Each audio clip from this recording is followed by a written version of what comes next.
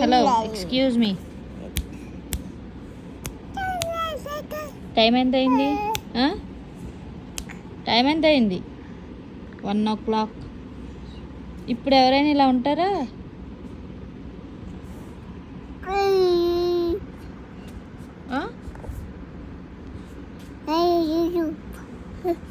ఇప్పుడు పడుకునే టైం అయ్యా, పడుకోవాలి. ఓకేనా?